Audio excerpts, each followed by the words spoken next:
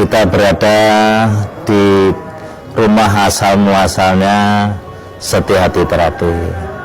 Tapi tidak baik kalau kita tidak berbicara bagaimana kok kena Esa Terapi secara begini.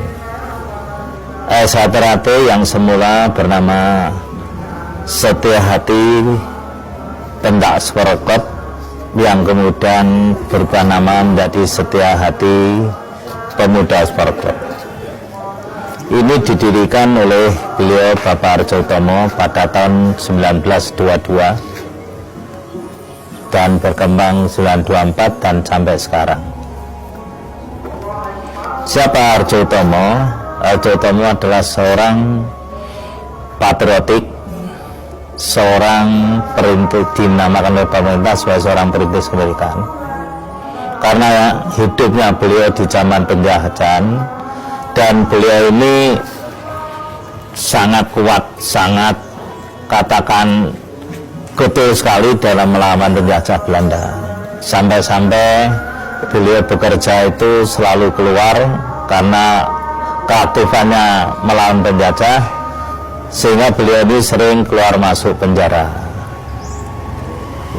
Mau di penjara selama akan dibuang ke Diko tidak jadi, karena sudah menjalani di penjara itu sudah ada 3 tahun. Mulai tahun 25 terus beliau itu keluar masuk penjara, sehingga latihan-latihan Esa Terapi seringkali diteruskan oleh anak didiknya yang dikatakan pada saat itu ada teman-teman sahabat-sahabatnya. Itu kejadian itu. Nah, beliau ini setahun 38 sudah menderita sakit, ibaratnya sudah tidak bisa melatih, tapi anak didiknya, sahabatnya, temannya itu sangat setia dan meneruskan pendidikan itu. Tahun 42 waktu Jepang masuk, maka Esa Terapi disepakati di dalam, katakan itu musyawarah bersama-sama kadang-kadang Esa Terapi kala itu, atas usul yang namanya Suratmo Surangpati, tokoh Indonesia Muda, mengusulkan SAPSC, Esa Pemuda Sporokot, dirubah namanya menjadi Setia Hati Terapi.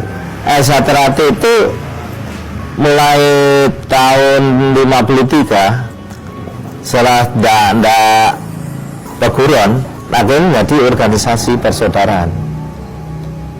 Jadi Esa Terapi itu bertumbuh pada paseduluran. Ini terbukti waktu saya kecil di Surabaya ada Esa Terapi dipimpin oleh Pak Darsono Arjindro. Kemudian di Mojokerto ada Esa Terapi dipimpin Pak Wedono. Di Madiun ada Esa Terapi dipimpin Pak Arjo Utomo, Pak Tomo Mangkujoyo. Nah, kemudian di Solo ada Esa Terapi dipimpin Pak Murtaji. Ada di Jogja yang dipimpin oleh Pak Sayo. Ini tidak ada hitam di atas putih sebagai hitam, tapi tujuan utamanya sana, untuk didik, menjadikan manusia betul-betul tak ada salah.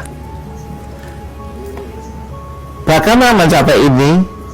Ya, melalui pencaksilat. Kalau melalui pencaksilat, ternyata pencaksilat identik pendekar. Pendekar itu identik orang yang selalu membela kaum yang lemah. Kalau penjajah, melawan penjajah. Kalau gitu saya terbaik. Loh, terus ilmunya apa? Ilmunya mengenal jati dirinya sendiri. Karena setelah mengenal jati dirinya sendiri, kita tidak akan sulit mengenal orang lain. Karena orang mengenal jati diri berarti harus mengakui kelebihan dan kekurangannya. Berarti persaudaraan itu menjadi rangkaian antara Esa Terapi dan cabang. Iya, hubungannya. Jadi saya dengan Surabaya, saya dengan Jakarta, saya merasa tidak lebih. Hanya ada rasa saling menghormati. Kelebihan bagaimana? Belum tentu. Yang Jakarta itu lebih rendah. Nah, itu peguruan. Kita bukan peguruan. Kita senang. Saudara Jakarta, saudara di Bandung lebih hebat, senang. Bedanya di situ. Hubungannya yang benar persaudaraan. Lalu tenggang rasa,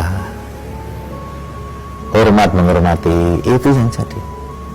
Pak, kembali ke rumah ini, bahwa harapan Bapak terhadap warga Setiati ke depannya dengan apa? Adanya rumah ini, Pak. Harapan Bapak apa, Pak? Harapan saya pada saudara saya, tahu cikal bakalnya hanya seperti ini, maka rumah ini memang saja mau saya jadikan museumnya Satrate, sehingga saudara kami bisa mengaca. Lu kok bisa daging ini, berarti ada perjuangan yang gigih bisa indah. Dan bangunan yang sekarang ada di Satrate itu tidak ada melibatkan satu orang, dua orang dan minta bantuan dari pemerintah, dan enggak. Itu murni dibiayai Satrate, tapi bukan murni dibiayai oleh oknum Satrate. Enggak. Kok bisa? Nyatanya bisa. Ya alhamdulillah, dulur-dulur Satrate bisa menyadari, memahami. Yang saya inginkan kerukunan, kebersamaan, lillahi ta'ala kalau bantu. Itu yang ada sih. Itu bagi saya nasihat almarhum Mas Imam, sepiro gedhening sangsara yen tinampa amung dadi coba. Semua keungsaran pasti ada cobaan-cobaan. Nah, dengan cikal bakal di rumah beliau ini kita merasa bangga, tapi saya juga prihatin ternyata tempatnya ini harus dibagi. Saya tadi merintahkan Pak Ada Pariwur, nggak usah nunggu lama-lama, mulai besok tolong diperbagi, sehingga kalau ada tamu itu rasanya itu kita tidak malu barang gitu. Nah, itulah sekelumit sejarah Satrate.